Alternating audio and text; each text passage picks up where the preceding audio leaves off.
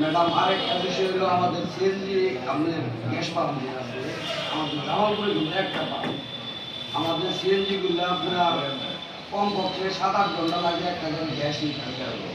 একবার গ্যাস নিলে আপনার মেলার 5 থেকে 6 বার আসা যাওয়া করতে পারে। মানে একদিন গ্যাস নিলে একদিন বসে গ্যাসটা বাতাস না গ্যাস আসে কিন্তু গ্যাসটা সংকট আর কি আমাদের আমরা একদিনে গ্যাস ভরি তারপরের দিন গাড়ি ফেলে মানে 200 করে ড্রাইভার লাগে তখন সেই ক্ষেত্রে একটু বিবেচনা করে টাকাটা নির্ধারণ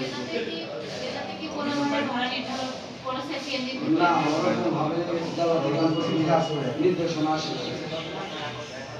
আমরা 40 টাকা করে যাই এখন শোনেন আমার 5 জন না হলে আপনারা মানে সিএনজি ছাড়ছেন না, তারপরে কখনো কখনো বেশিও নিচ্ছেন, বৃষ্টির দিন রোদের দিন মানে নানান সময় নানান এতে বেশিও যায়।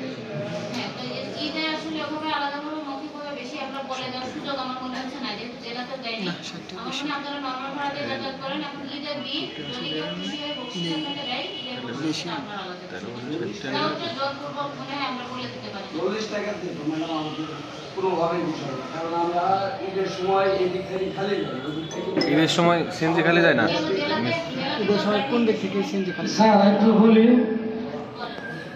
আমরা যারা বিভিন্ন প্রতিষ্ঠানে চাকরি করি বা কর্ম করি, আমাদের ছুটির সাথে কিন্তু সরকার একটা ঈদের বোনাস আমাদেরকে দিয়ে দেয়। আসলে পরিবহনে যারা অটো চালায়, সিএনজি চালায়, ভাত চালায়, এদের কিন্তু কোনো সরকারি থেকে কোনো বরাদ্দ থাকে না, যার কারণে এটা আসলে এই অতীত থেকে ঘটে আসছে। ঈদের 2-4 দিন ওই ভাড়া তুলনামূলক কিছু বেশি, এটা তারা চায় না। যেটার কারণ হলো অনেকে তো আসলে ঈদ করার জন্য আসে গ্রামে ঈদ করার জন্য, আর আমাদের পরিবহনের শ্রমিকেরা নিজের ঈদ না করে যাত্রীদের সেবা দিয়ে থাকে। সেই সূত্রে তো তারা কিছু আসলে অগ্রাধিকার থাকে, একটু বিবেচনায় রাখবে। আমাদের যে স্থানীয় অনেক মানুষ সাংবাদিক বৃন্দ আছেন, প্লাস আপনারা মতামত দেন, তাই আপনাদের মতামতের প্রেক্ষিতে সিদ্ধান্ত নেন, মতামত সিদ্ধান্ত আগে মনে করেন যে বললো যে এই যে 4টে খেত ই যদি দেয়, চিপ যদি তারা মারে, ঈদের সামনে দেখা যায় যে তারা তো খালি থাকে না, যাইতেছে যাত্রী ভরতেছে নিয়ে আসতেছে, কতবার যে আসে যায়। আমরা যে রেগুলার যাত্রী আমাদেরকে তো ছাড়ে না, 100 টাকা ভাড়া গুলি গুলি দিব, না হইলে মনে চিনিয়ে নেয় এরকম ভাব।